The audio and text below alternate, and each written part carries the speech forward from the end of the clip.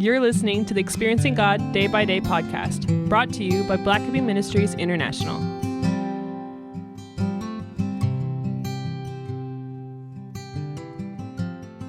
September 15th, a heart of flesh.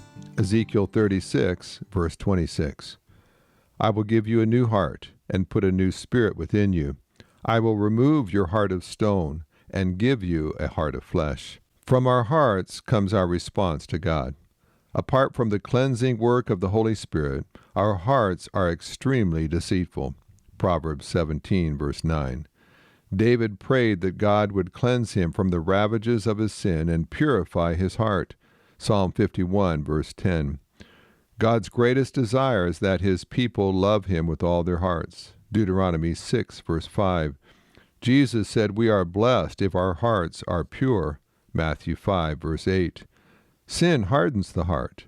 Matthew 13, verses 4 and 19. The more sin we allow to pass over our hearts and through our lives, the more resistant we become to a word from God.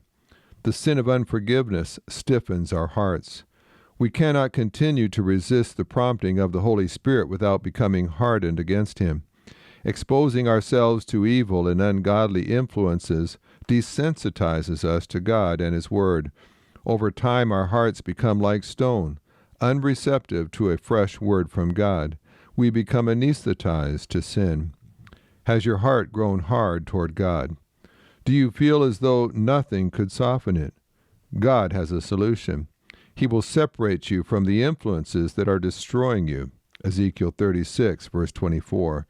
He will cleanse you from all filthiness and remove everything that has taken His place in your affections. Ezekiel 36, verse 25.